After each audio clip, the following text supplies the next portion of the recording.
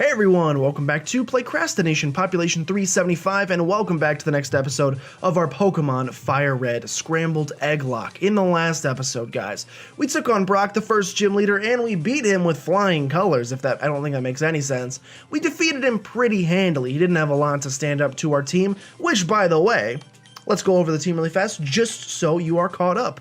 We, of course, have our level 7 Tyrogue named Savage, a level 6 Ralts named Theory, a level 9 Lapras, which I looked up, guys, the pronunciation of this name, because I didn't think I was pronouncing it right. I was calling it Hera. Technically, Hera is an acceptable pronunciation of this Greek goddess, wife of Zeus, but the preferred pronunciation is Ira, so I'm going to start pronouncing it Ira, because apparently that's the more preferred pronunciation. So we have a level 9 Lapras named Hera. Of course, we have pretty much the master of this squad. Thank you so much, Trippy Bean, for sending this in. Our level 12 Abra named Spork, who of course has all 3 elemental punches. And finally, the tank of the team, Panzer himself, our level 12 Skarmory. But we have a lot to do today, so starting with all of these trainers. We're going to have a ton of trainers to fight today. I apologize if you do not like trainer battles, but we're going to have a lot of them today, starting with a Swalot. That is not too scary, I don't think. Let's go for the Earthquake. Gonna yawn me, alright. Well, I don't like that, so I'm probably going to have to get the heck out of here. And switch into, well, first, maybe we'll just kill you with the Earthquake. You're pretty defensive, so I highly doubt it. Yeah, that's like not a lot of damage. Okay. So we're going to need to switch out. And I think the smartest switch out is probably to go into Panzer, who I should probably heal with a potion, by the way, now that I'm thinking about it. Going for the Pound, that's not going to do a bunch. So you've got Yawn, Pound. I'm sure you have a Poison-type move of some sort. We'll just wait to see that. Although you'd be silly to use it on me, so I would go with the Yawn. Like, I'm not going to tell you, I'm not going to tell you what to do, but I would go for the Yawn if I were you. Do we have Awakenings? We do have 1 Awakening, so even if you put me to sleep, it's no bones about it. I'm not that scared. I can't remember if I get put to sleep instantly or if I have a chance to switch first. If I have a chance to switch, obviously we'll do that. If not, and I'm asleep, it's unfortunate. I think we do get a chance to switch. Octillery is coming in. Let's give Theory a little bit of experience. Theory's kind of falling behind the pack, and I do not want that to happen. I love Ralts so much as a Pokemon, and I would love to keep one on the squad. Although, unfortunately, we're not actually going to be taking you on. We're going to switch into Spork, and we're going to hit this thing with a Thunder Punch. Water Gun coming in. Now, what's scary with Spork, and this is even true once it evolves into a Kadabra, it's very frail, and that freaks me out. Because one mess up, one super effective move or something, and Spork, the greatest thing that's ever happened to me, could so easily be completely squandered. So I hope that doesn't happen. Like the goal is I just play better to make sure that doesn't happen. I'm gonna go into Theory here really quickly and then switch into Panzer. And this thing is, if it's an easy Pokemon like this, I'm gonna mostly speed past it. So I apologize if you do hate the speed up button, but sometimes it makes sense. Panzer grows to level 13. Look at him go. I think Ralts grew a level as well. Panzer would like to learn Swift, huh?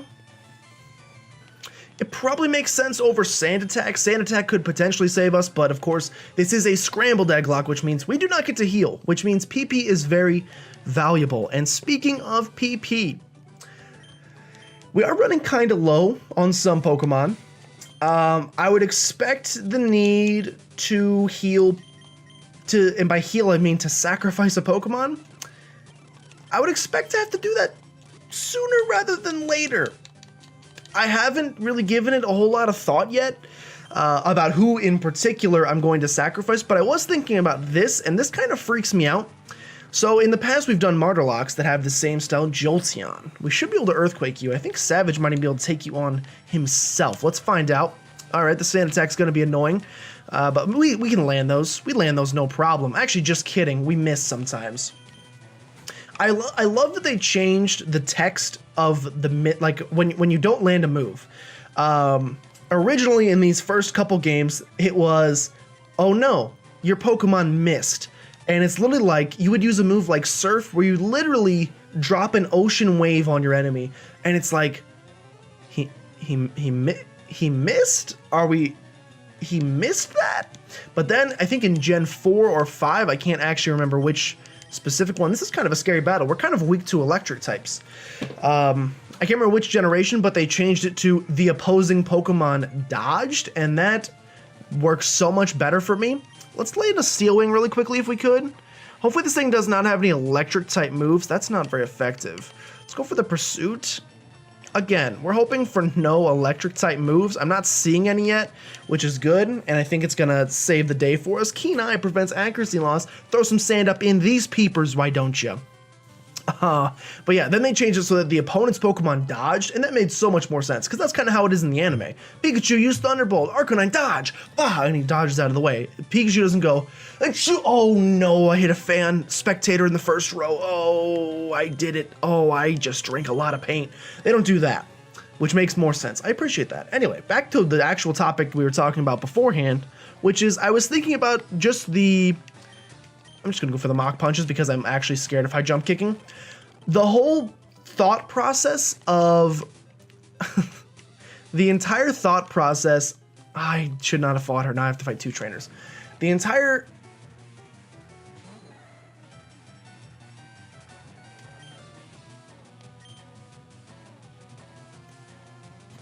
Okay. We have a Charizard in front of us. I think Ira, with our newly pronounced name, is going to have to tank this for us. He's gonna have Fire-type moves most likely. Let's go for the Sing. Let's calm this gentle giant down. We are gonna calm it down. Ira, singing the Siren Song. Put him down, please. Thank you so much. And now we're gonna hit this thing with Water Guns. We could go for the Horn Drills here. A Charizard is pretty scary, but let's see how much a Water Gun is gonna do first. We're also beneath its level. That's so much damage, Ira. You're beautiful.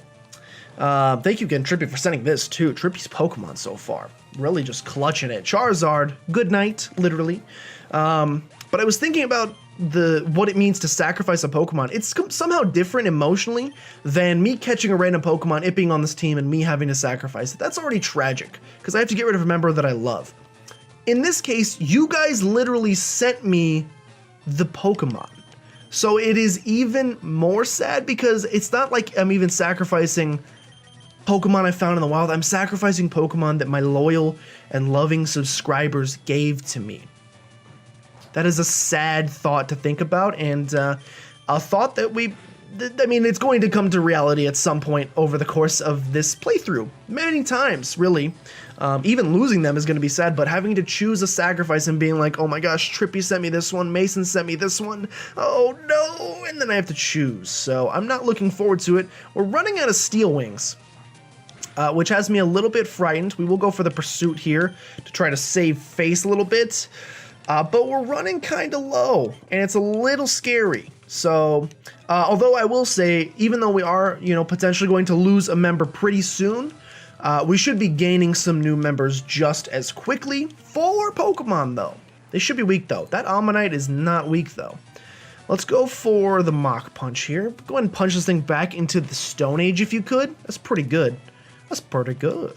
I'm going to go for the high jump kick here, even though the misses terrify me. When they land, they are powerful. It's a lot of risk reward, which typically in like a Nuzlocke style situation, I do not like any sort of risk. Even in real life, I'm very risk averse. So I play the same way when I'm doing this. I don't like Whiscash. I think Panzer's the smartest move here. Obviously, we cannot hit it with Thunder Punch because it's ground type.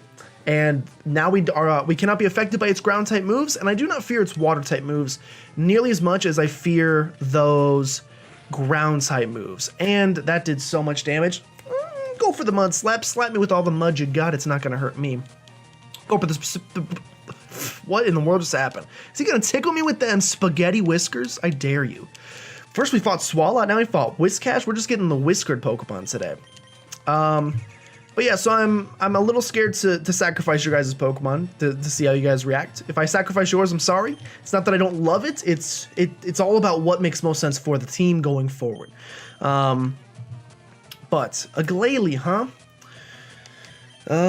Savage can probably take on a Glalie, but I actually would like Theory to get a little bit of experience, so I'm gonna bring Theory in first. And I think it makes sense to go straight into Panzer after that. So let's go for the Steel Wing. So what were we talking about? We're gonna get 3 encounters today, potentially 2 or 3. We're gonna get 1 on this route. We're gonna get the static Magikarp encounter that we can purchase from the sketchy man in the Pokemon Center, and we might get the Mount Moon encounter if there's time. Can Theory take on a Golbat? I would like to think that Theory could take on a Golbat. This is make or break moment for Theory. Theory, you're pretty frail, you're the same level. There's no way your Psychics should not take this thing out. Screech is scary. Screech is gonna lower my defense by 2 stages. Gonna go ahead and use Psych on I would love a one-shot. We don't get it. We do get the special defense drop though. I need to very quickly check, and it's gonna turn off the game sound, so I apologize so much. If I could both sing and speak, I would do so at the same time. What I'm doing is I'm gonna go ahead and go into the Pokedex, and I'm gonna go to Golbat, and I'm gonna see if it can no bite at this point. If it can no bite, I'm gonna get out of here. If it cannot, then I have nothing to fear. Leech Life could be scary too. At this level, it does not learn Bite until level 16, though it could know Astonish.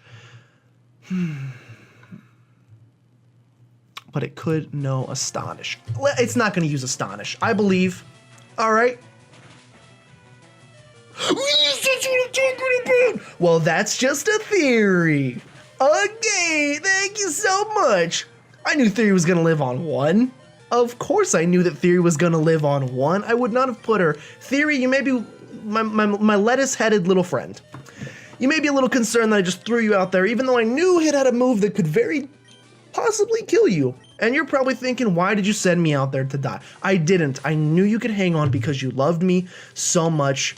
Also, Theory, thank you so much for that, because that was I thought you were dead for sure as soon as I saw Astonish. So you surprised even me, Theory. And theories can sometimes do that, guys. Sometimes, here's the thing. That's kind of what theories are all about, right? Disproving what is currently out there. And what was currently out there was that Golbat had Astonish and that my defense was at -2. So the average human being would go, you're dead. Theory disproven.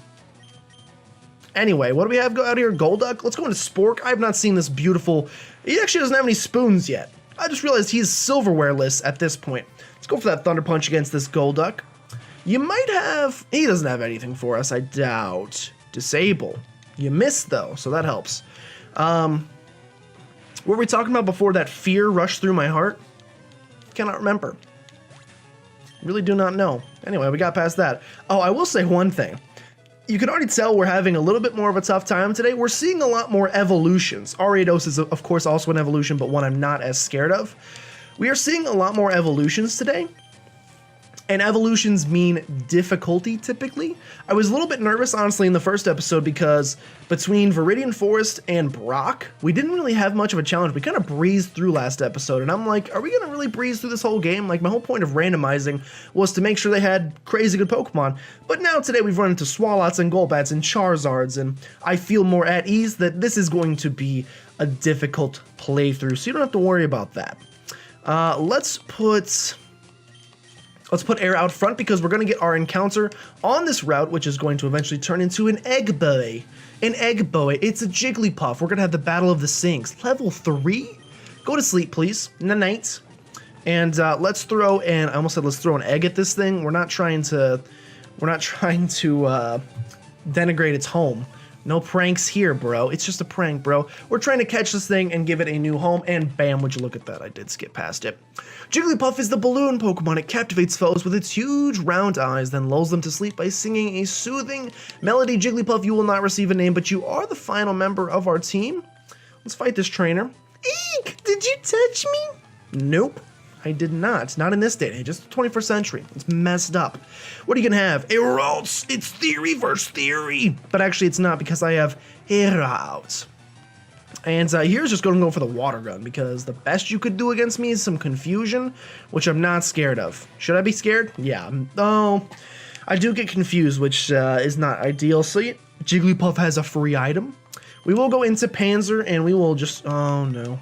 Go ahead and pursue this thing. He survived. If you're gonna go for the double teams, I'm gonna go for the Swift to make sure he cannot dodge it. Throw some stars at him, ninja style. Fantastic. Was that your only Pokemon? It was. Let's see the item that Jigglypuff has, because we're actually going to get an item. We received an Oran Berry from Jigglypuff. Let us run to the next area. Any free items in here? You drop anything in the flowers? Nope, nobody dropped anything in the flowers, unfortunately. What is this? Route 3. Okay, that was our Route 3 encounter. Now we're on Route 4, where I don't think we can get an encounter, but we can get the Magikarp. I also just noticed something else.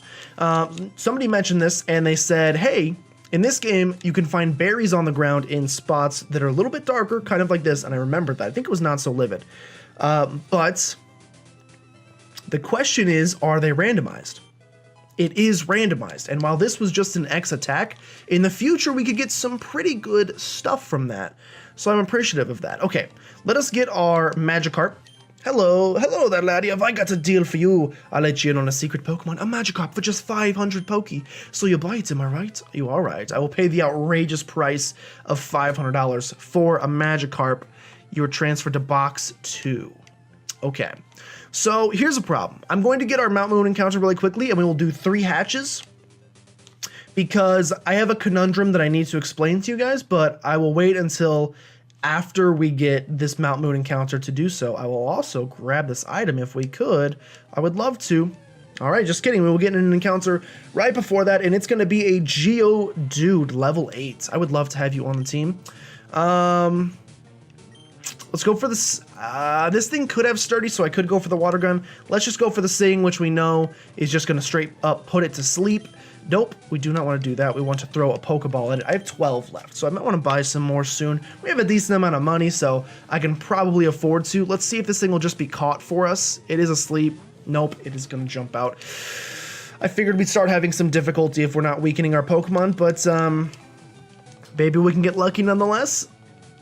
Nice, that's what I'm talking about. Okay, so we now have this Geodude as well. So we have 3 hatches to go do, so get excited. We're going to do all 3 of them right now.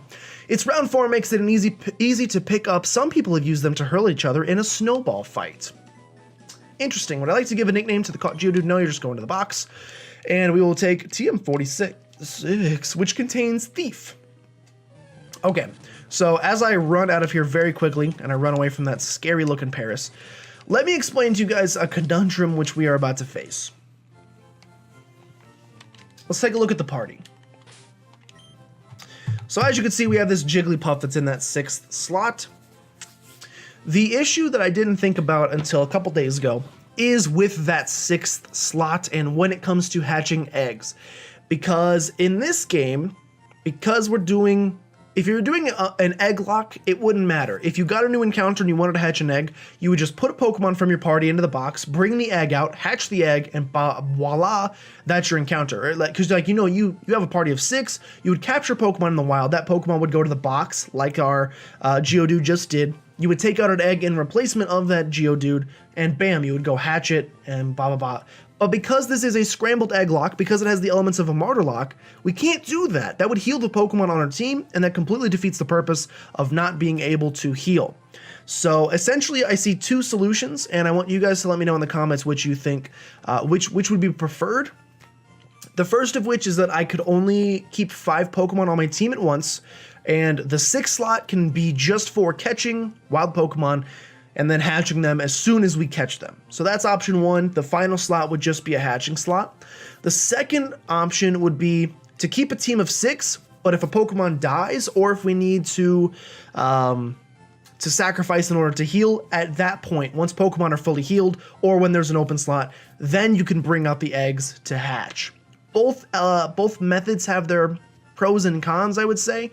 Obviously, the negative of only having 5 Pokemon on your team is that we're weaker as a team. We don't have as many coverages, and it's more likely we will lose because I only have 5 Pokemon on the team. The nice thing about it is that as soon as I get an encounter, bam, I can go hatch an egg, and there would be more, you would probably expect to get like an encounter in episodes, so you would probably get more hatches in each episode. Every episode you might have a hatch this episode, a hatch next episode, blah, blah, blah.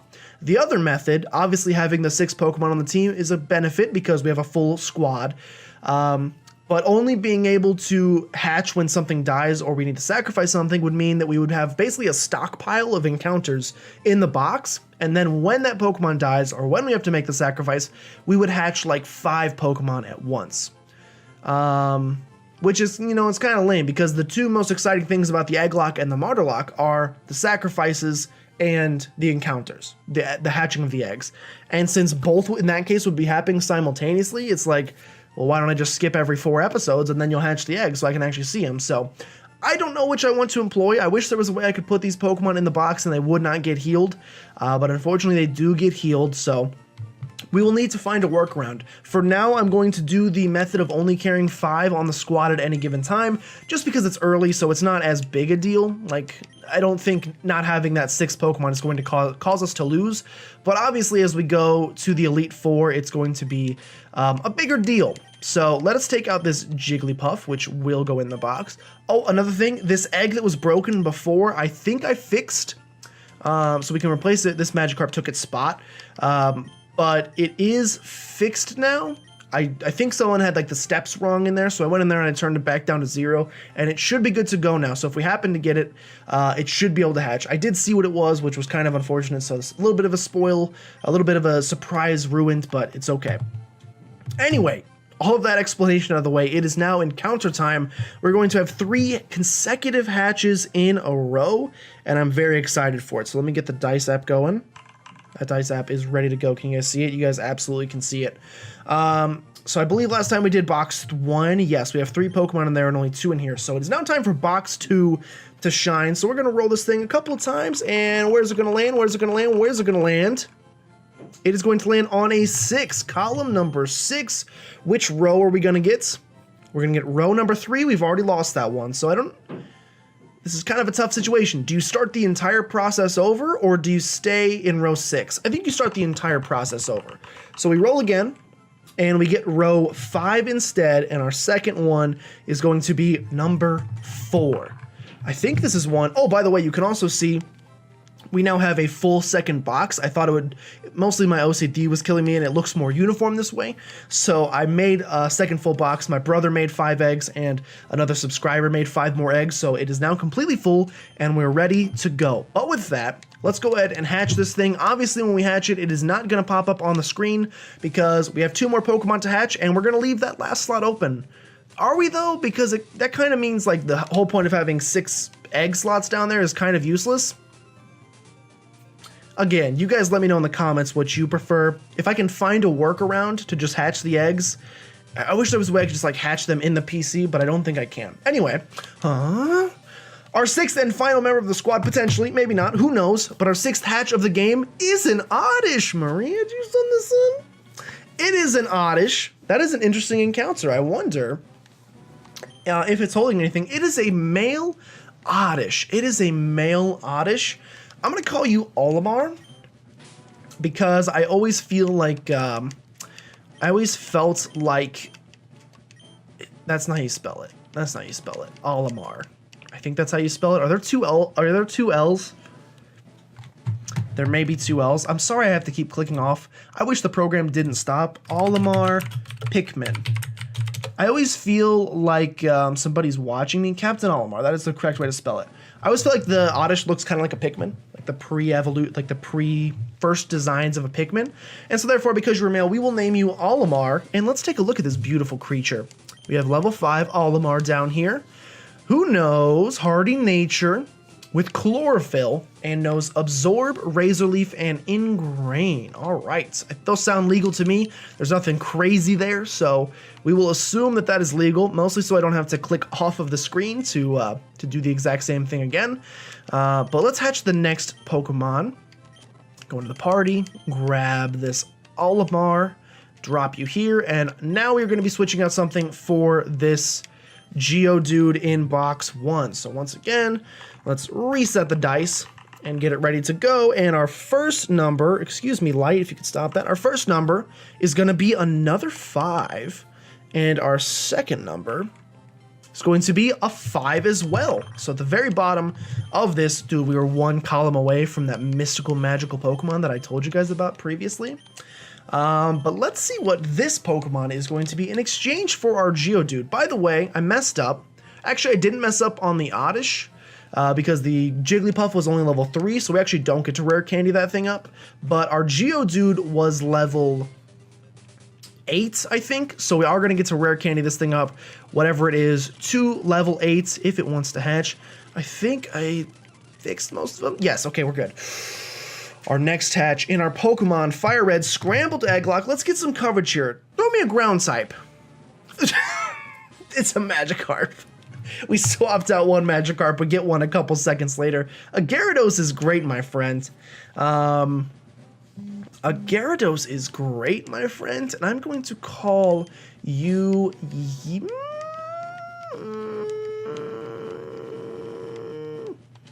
I'm going to call you... Oh, God, how do you spell Slifer? Oh, no. I have no idea how to spell Slifer. Slifer... S-L-I-F-E-R. That is not how I would have expected to spell it, but it'll work nonetheless. Slifer the Sky Dragon, because when you evolve, Slifer, turn into a flying type instead of a dragon type, and I will never know why, but we'll call you Slifer to make up for that fact. Of course, Magikarps can only know, well, we should check just to make sure nobody goofed, but I believe they can only start knowing Splash. Yes, so nothing to do there. It is adamant though, so it is a nice looking, a nice Magikarp if we want to use it. I'm pretty optimistic about Hera right now, so I probably will not detract from Hera at the current moment. But it's nice to have another water type in the backup. Oh, I forgot we can rare candy this thing up to level 8, so we should do so. Bam, level 6. Level 7, and level 8, we are square. Okay, let's drop this thing in the box, and let's get our final encounter of the episode, guys. So, no. Need to drop this Pokemon into the box and bring Jigglypuff over to box number 2. Once again, we are getting a box number 2 encounter. Let's get this thing, excuse me, thank you. Let's get this thing rolling a couple times, and now that it's ready to go, we roll, and we get another 5. Oh my gosh, column 5 is killing it today.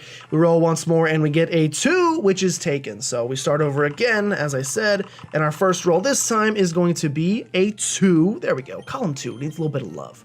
And our second roll is going to be a 2. 2-2. Talk about the ballerina. Do we have any ballerina Pokemon in the game? Not at this point, I don't think, but if we get a Pokemon that dances, this one will be too fitting. Haha, fitting. Ballerinas, it all makes sense. It all comes together. Anyway, let's hatch this thing and see what we got in this last slot. If it would like to hatch, it does like to hatch. It took a little bit longer than average, so I think this may be a good Pokemon. I don't know. Let's see. It is going to be replacing our level 3 Jigglypuff, so we will not be able to level it up. But the last Pokemon that we're going to hatch today...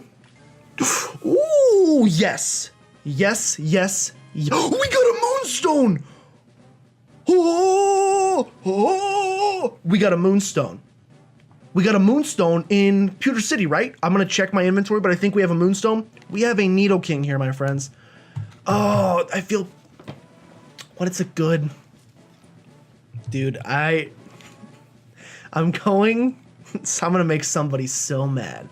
I don't know, obviously this could have been anybody that sent this in, but if Trippy Bean sent this in, this is the Nidoking, it's the king. I'm going to name this thing Brady. And I think I've named my Nidokings Brady before, but I think I did it completely not even realizing the connection to Tom Brady, but I'm gonna nickname it Brady in this case. That Nidoking, that eventual Nidoking, is such a good Pokemon for us, I want to let you know. Our biggest issue on the team that I've been saying is a weakness to, say it after me. What was that? Electricity, thank you so much. And while this thing is not the ground type yet, it will be. And once it is, we can no longer be hit by electric type moves. This thing starts with Iron Tail, Sludge Bomb, Toxic, and Amnesia. That is a solid Pokemon right there. And we have Poison Point as well. Let me make sure we have that Moonstone to make sure we will have an eventual Nidoking here, because if we do, I'm gonna scream. I'm not actually gonna scream, but we do have the Moonstone. So keep Brady alive. That is what the Patriots should do this coming Saturday, and that is what I'm going to do in this playthrough. But anyway, guys, that is where we're going to end today's episode. We had 3 really good hatches. Do I need to do a sacrifice, you think? Is it a little early for a sacrifice? 8 attack. You've got some decent PP left. You've got some good left still. You've got plenty as long as it's not Thunder Punch. You're getting a little low. And you are freshly hatched, so you have plenty. We'll have to decide. I will decide at the next episode if we do one. Because here's the thing. We have to get through the entirety of Mount Moon. So, you know, maybe we go to the Pokemart and we buy some escape ropes, and if we need to halfway through Mount Moon come out and make a sacrifice, we can do that then. But I will decide that in between episodes. This episode will go live. Let me know again what you guys think about keeping that 6th slot open versus not. Obviously, I like Brady enough right now that I'm probably going to keep Brady on the squad, but when we go to sacrifice a Pokemon pretty soon, I need you guys to let me know if I should keep that slot open or get rid of it. But anyway, thank you so much for watching this episode of the Pokemon Fire Red Scrambled Egglocke. If you guys did enjoy, make sure you subscribe to become a citizen of PlaycrastiNation today, and if you know anyone that you think would be a great Playcrastinator, go ahead and send them by because we would love to have them. But with that, thank you guys so much for watching, and go Pats.